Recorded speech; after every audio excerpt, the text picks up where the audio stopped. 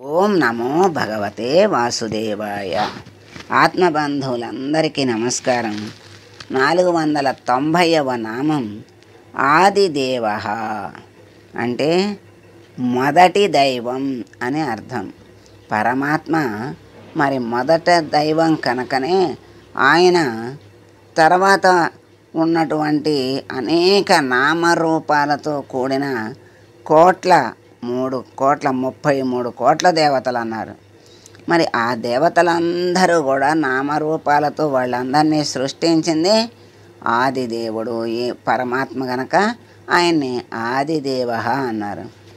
మనకి జీవరాశుల్ని మరి సృష్టించేది ఆయనే ఆదిదేవుడయ్యి మళ్ళీ చివరికి తన లోపలికి లాక్కుంటాడు ఆదిదేవుడు. మరి అటువంటి ఆది అంటే ఆయనకి పైన ఎవరూ లేరు, ఆయన్ని శాసించేవాళ్ళు లేరు, ఆయనకి ఒకళ్ళు చెప్పాల్సిన అవసరమూ లేదు. ఆయన ఎప్పుడు ఏది చెయ్యాలో అది చెయ్యగలడు, చేస్తాడు. సృష్టినంత సంకల్పమాత్రంగా చేస్తాడు, మళ్ళీ దాన్ని సంకల్పమాత్రంగా తన లోపలికి తీసుకుంటాడు. దాన్నే లయం అంటారు. మరి సృష్టించగలిగే శక్తి ఆయనకే ఉంది, లయింపజేసుకోగలిగే శక్తి ఆయనకే ఉంది. అందుకనే ఆయన్ని ఆదిదేవుడు అంటారు. ఇప్పుడు మామూలుగా ఎవరైనా మరి అనేకమైన దారుణమైన సంఘటనలు జరుగుతున్నాయి. ఒక మనిషి చంపటము అంటే ఒక జీవిని కానివ్వండి, మనిషిని కానివ్వండి, మరి చంపటం అయితే చంపుతాడు కానీ మరి సృష్టించగలడా, ప్రాణం పోయగలడా? ప్రాణం పోసేటువంటి శక్తి సామర్థ్యం లేనప్పుడు చంపే హక్కు కూడా లేదు. పరమాత్మ ఉన్నాడు, లయింపచేసుకుంటాడు, మళ్ళీ కలుగుతాడు. వాటిని సమయాలు ఆ ధర్మాలు అన్నీ తెలుసు. ఇప్పుడు కృష్ణ పరమాత్మ ఉన్నాడు, మరి ఆయన అర్జునుడి వెనక ఉండి ధర్మాధర్మాల్ని, పాండవులే ధర్మంగా నడిచేటువంటి వాళ్ళు, ఆ ధర్మాల్లో ధర్మ సూక్ష్మాలను తెలిపి వాళ్ళని నడిపించి వాళ్ళని ఉద్ధరించాడు. ఎందుకు అట్లా వాళ్ళంత ఉద్ధరింపబడ్డారు అంటే పరమాత్మ చెంత ఉన్నారు కనుక, ఆ పరమాత్మనే ఆశ్రయించి ఉన్నారు కనుక వాళ్ళు అలా ఉద్ధరింపబడ్డారు. మరి అందుకే నీకు చంపేటువంటి హక్కు ఎప్పుడుంది అంటే నువ్వు మళ్ళీ ప్రాణం పోయగలిగే శక్తి ఉన్నప్పుడు ఉన్నది అని చెబుతారు. వాడికి ఆ శక్తి ఉండదు కదా, మరి చంపే హక్కు ఎవరికి ఉంది? ఎవరిని ఎవరు చంపాలి అసలు? అది ఏమిటి అంటే మరి కృష్ణుడు దగ్గరే ఉండి చంపించాడు కదా, మరి దానికేమిటి సమాధానం? చంపకూడదు అంటారు అని అడుగుతారు. అడిగితే పరమాత్మ ఏం చెప్తాడు? ఏం చెప్పాడు పరమాత్మ? అక్కడ అధర్మాన్ని తగ్గించి వాళ్ళని ధర్మంగా నడిపించాలని చూశాడు. అయినా వాళ్ళు మోహంలో పడిపోయి వాళ్ళు మార్గంలోకి రాలేదు, ధర్మ మార్గంలోకి. అందుకని ఇప్పుడు మన ఆ అధర్మాన్ని నశింప చెయ్యకపోతే మొత్తం అధర్మమే వ్యాపించిపోతుంది. అప్పుడు మంచి వాళ్ళు కూడా బలైపోతారు, భ్రష్టులైపోతారు, భ్రష్టత్వం అయిపోతుంది. అందుకని పరమాత్మ దగ్గరుండి అందుకే ధర్మము ధర్మ సూక్ష్మము అంటారు. అనేక ధర్మ సూక్ష్మాలు చెప్పాడు పరమాత్మ. అందుకని ఇంకా అర్జునుడు వినకపోతే విశ్వరూపాన్ని చూపించి నువ్వేమీ చంపేదేమీ లేదు, చూడు ముందే అన్నీ జరిగిపోయినాయి అక్కడ, నువ్వు అక్కడ నేనేదో చంపుతాను యుద్ధం చేస్తున్నానని నువ్వు అనుకోక్కర్లేదు, అదంతా జరిగిపోయిందే, అక్కడ నువ్వు నిమిత్త మాత్రంగా నువ్వు అక్కడ ఉంటావు, అంతేగాని అదేమీ నీకు పాపము రాదు. ఎందుకంటే ధర్మం కోసం అక్కడ చేసేటువంటి ఆ సంహారం తప్పు కాదు, అది నీకు మంచే జరుగుతుంది కానీ నీకు తప్పు లేదు. ఇప్పుడు నువ్వేంటి మోహంలో పడ్డావు, ఆ మోహంలో పడి ధర్మాన్ని తప్పుతున్నావు. మరి క్షత్రియుడు అంటే ఆ ధర్మం ఏమిటి అంటే యుద్ధం చేయటానికి వెళ్ళి వెన్ను చూపకూడదు కదా.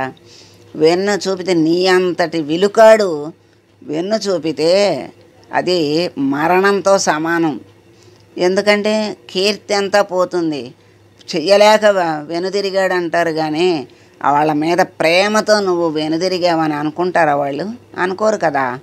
మరి అలా నిన్ను క్షత్రియుడి ధర్మం ఏంటంటే యుద్ధానికి వచ్చినప్పుడు యుద్ధం చెయ్యాలి.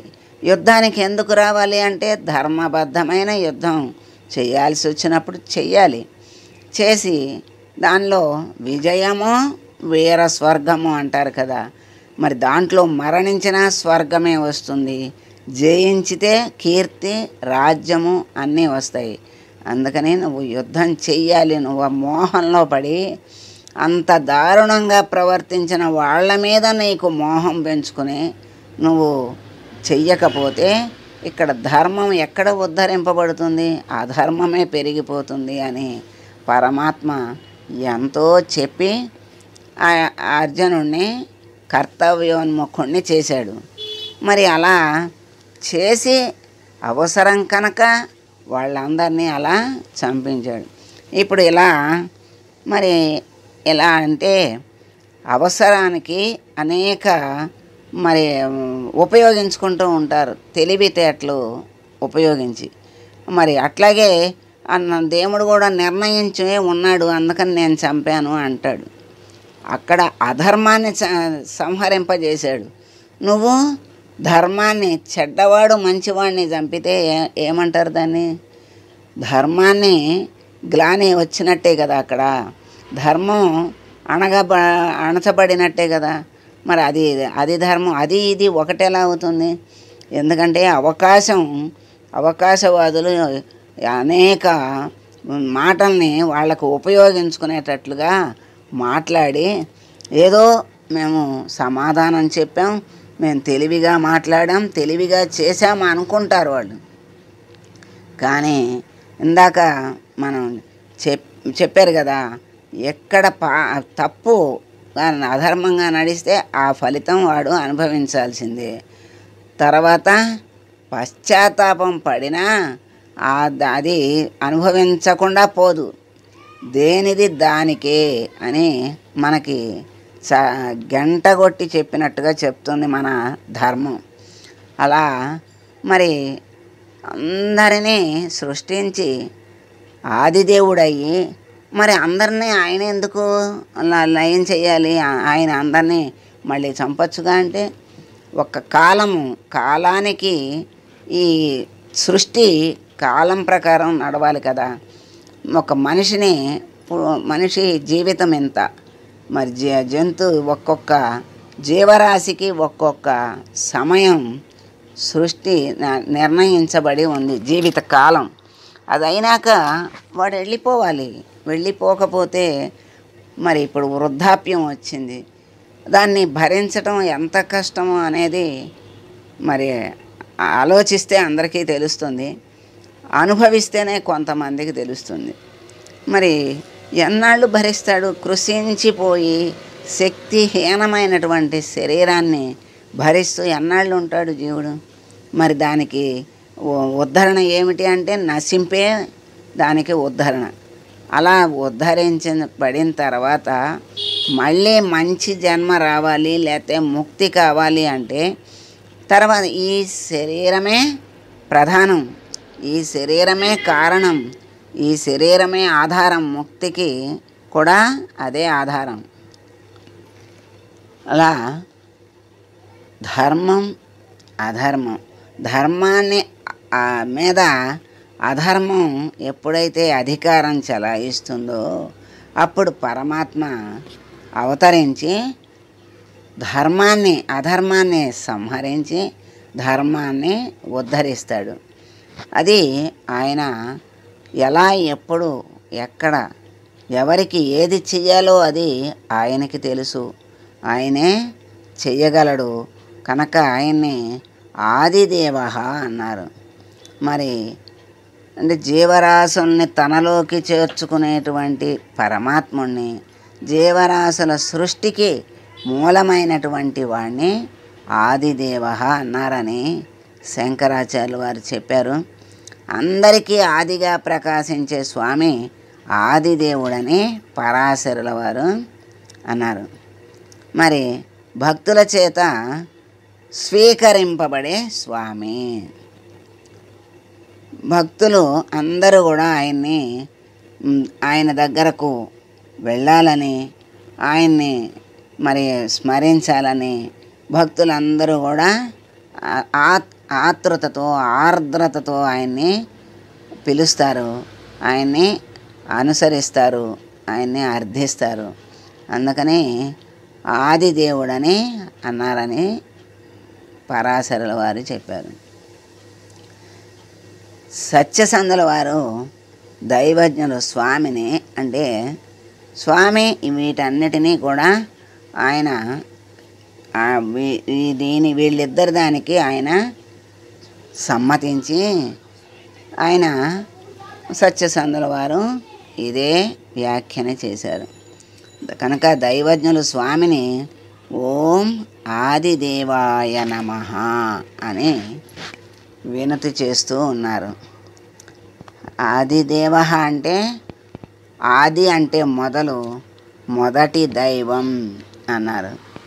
ఈ మొదటి దైవమే జీవులందరికీ తొలి దైవంగా తల్లిని చూపించారు. అంటే ఆ భగవంతుడే తల్లి రూపంలో ఇక్కడ బిడ్డల్ని సంరక్షిస్తూ ఉంటాడు అని. అందుకే మాతృదేవో భవ, పితృదేవో భవ, ఆచార్య దేవో భవ, అతిథి దేవో భవ అన్నారు. మరి తనకు మారుగా తల్లిని సృష్టించాడు. సృష్టి తాను మరి సృష్టించాలి కదా, అది నామరూపాలతో తల్లిగా వచ్చి ఆ సృష్టిని చేస్తున్నాడు. మరి విష్ణువుగా పోషించాలి గనక ఆ పోషణని తండ్రిగా ఇక్కడ నిర్వర్తిస్తున్నాడు. మరి ఆ తర్వాత మాతృదేవో భవ, పితృదేవో భవ అన్నారు. తండ్రిని తనకి సృష్టిగా తల్లి ద్వారా సృష్టి చేస్తున్నాడు, తండ్రి ద్వారా పోషిస్తున్నాడు.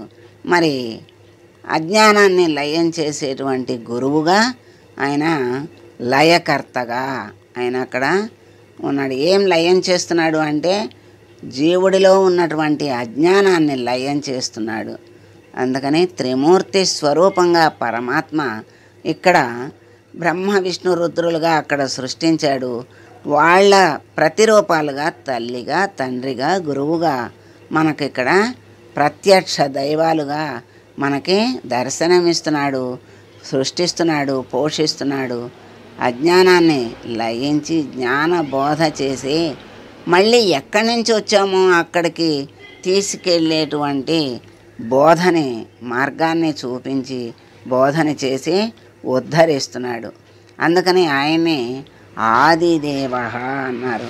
అటువంటి ఆదిదేవుణ్ణి మనం ప్రార్థిస్తూ స్వామి మమ్మల్ని సృష్టి స్థితి లయాల రూపంలో 3 దైవాలను మాకు ప్రసాదించావు.